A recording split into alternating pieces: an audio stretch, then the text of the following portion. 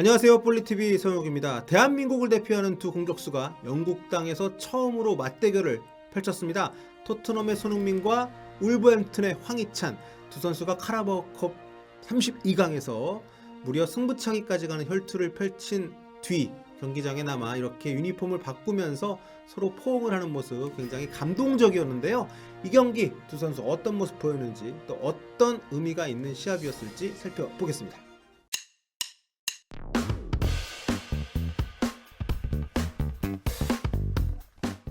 자, 손흥민 선수와 황희찬 선수의 영국 무대 맞대결이 오늘 성사가 됐습니다. 황희찬 선수 온 지 얼마 안 됐기 때문에 굉장히 빠르게 성사가 됐다고 할 수 있겠는데요.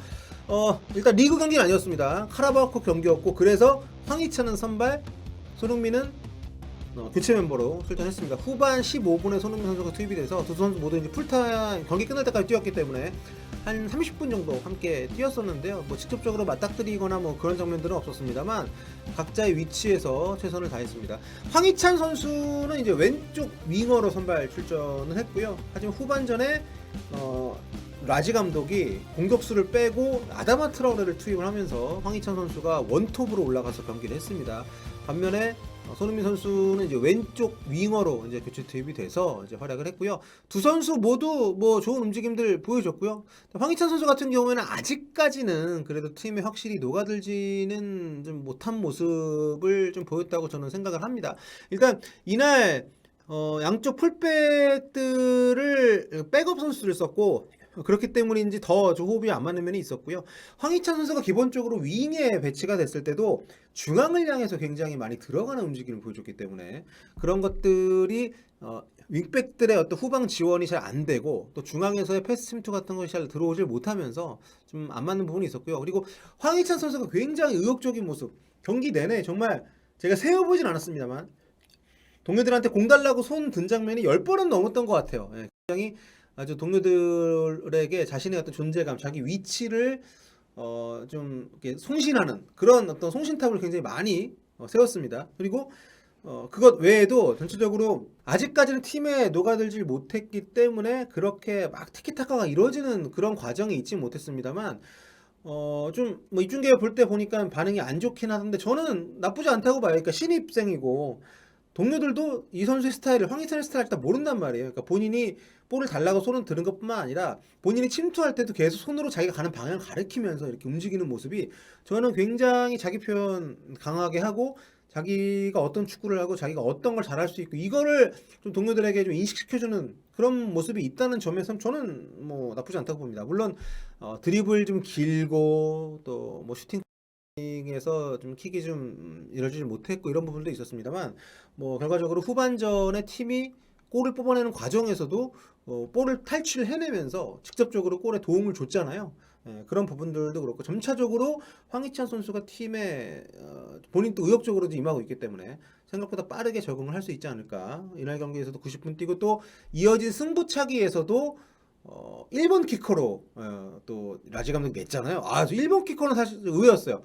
뭐 무티니도 있고 뭐 네베스도 있고 좋은 키커들이 많이 있는 팀이기 때문에 황희찬 선수도 물론 뭐 득점력이 있는 선수긴 합니다만 사실 승부차기 1번 키커로 나간다라는 거, 왜냐면 토트넘만 봐도 해리케인 1번으로 나왔으니까 가장 킥에 대해서 좀 감독이 믿는 선수를 1번, 5번에 보통 이제 놓는데 이 1번 자리 선수를 배치를 하면서 이날 뭐 풀타임도 뛰었습니다만 굉장히 좀 라지 감독이 황희찬 선수 스타일을 좋아하는 것이 아닌가. 그리고 저 개인적으로는 윙어 자리도 윙어 자리입니다만 중앙으로 들어왔을 때 움직임도 굉장히 더 나았다고 생각을 하기 때문에요. 남은 어떤 일정들 앞으로 황희찬 선수가 굉장히 다양한 역할을 부여받아서 자기의 어떤 강점을 보여줄 수 있는 기회를 많이 좀 살려줄 수 있지 않을까 기대를 하게 됐습니다. 그리고 손흥민 선수 얘기를 좀 해야죠. 주말에 이제 아스날하고 북런던 더비가 있었기 때문에 사실 안 나올 수도 있겠다라는 생각들을 많이들 하셨을 것 같은데, 근데 사실 토트넘은 지금 풀 전력으로 해도 울버햄튼이 이날 물론 풀 전력 아니었다 합니다만 울버햄튼을 쉽게 이길 수 있는 지금 전력이 아니잖아요.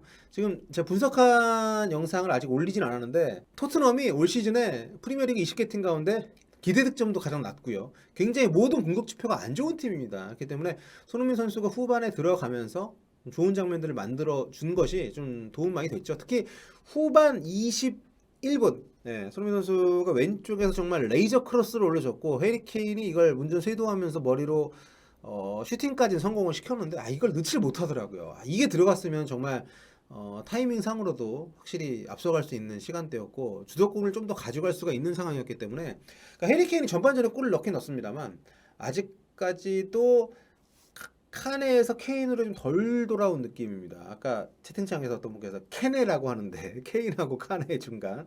그래서 케인이 어쨌든 살아나야 손흥민 선수한테도 좋고요. 토트넘한테는 뭐 말할 것도 없고요. 그러니까 그런 좀 부분들을 위해서도 아마 노르사트 감독도 케인이 살아나야 되기 때문에 케인을 이날 선발로 주전 공격 중에서 유일하게 선발로 기용을 시켰던 것도 좀 더 경기를 많이 뛰게 하면서 감이 좀 올라오게 하려는 게 아닌가. 저는 선수 본인도 좀 출전을 원하지 않았을까 싶어요. 최근에 워낙 폼이 안 좋기 때문에 전체적으로 어느 정도 본인 스스로 좀 컨디션 조절을 하면서 케인이 뛰었는데 케인의 강점은 다른 거 다 못해도 결정적일 때 만들어주는 건데 그게 지금 안 되고 있다는 게 가장 고민거리고. 자, 그리고 이제 승부차기까지 갔을 때 볼버햄튼이 1번, 2번 키커만 성공을 시키고 3번, 4번, 5번 키커가 다 날려먹었어요. 그래가지고 토트넘이 5번 키커가 차질 않았습니다. 근데 1번 해리케인, 2번 레길론, 3번 브리안 힐, 4번 호이비에를 실축했습니다만 5번이 손흥민이 아니었을까. 지금 토트넘 이 구성상 손흥민 선수가 1번부터 5번까지 키커에 안 들어갈 리는 없기 때문에 그래서 어떻게 보면 좀 다행이라는 생각도 듭니다. 이 5번 키커라는 건 굉장히 부담스럽잖아요. 또 손흥민 선수가 대표팀에서 그렇지만 본인이 뭐 PK라는 건 실축을 할 수 있는 건데 본인이 만약에 넣지를 못해가지고 팀이 졌다거나 뭐 이러면 굉장히 또 좀 그 뭐랄까 여운이 남는 선수이기 때문에 5번 키커까지 가지 않고 마무리가 된 거는 참 뭐 다행스러운 부분이 아닌가 뭐 이런 생각을 좀 해봤습니다. 아무튼 울버햄튼은 황희찬 1번 키커는 굉장히 저는 그 신선한 충격이었어요.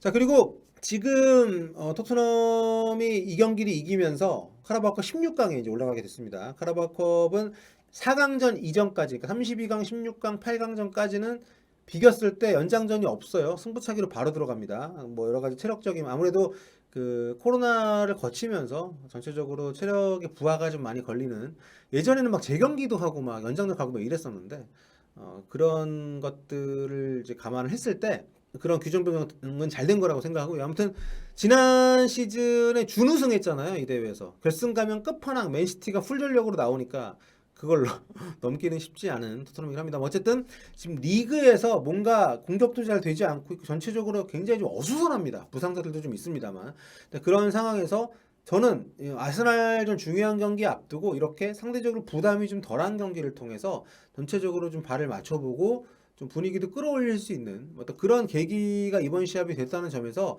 토트넘에게는 굉장히 긍정적일 수 있다고 보고요.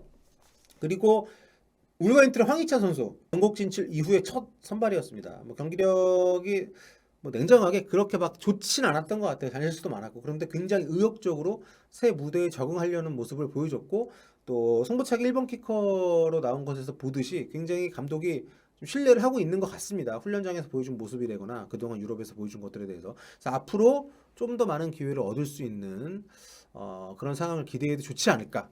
윙어가 될지 아니면은 뭐 전방 스트라이커가 될지는 좀 봐야겠습니다만 그런 점에서 좀 황희찬 선수에게도 좀 전반전은 좀 많이 아쉬움이 있었고 좀 후반전 들어서도 만족스러운 경기력은 아니었지만 좀 중앙으로 이동을 하면서 확실히 본인이 중앙지향적인 어떤 움직임들에 힘을 실을 수가 있었기 때문에 앞으로 좀 더 기대를 할 수 있게 하는 그런 근거가 됐던 시합이 아닌가 이렇게 생각을 합니다. 자, 토트넘이 울버햄튼 오늘 황희찬과 손흥민의 첫 번째 영국 무대 맞대결 두 선수는 무승부라고 해야 되지 않나요?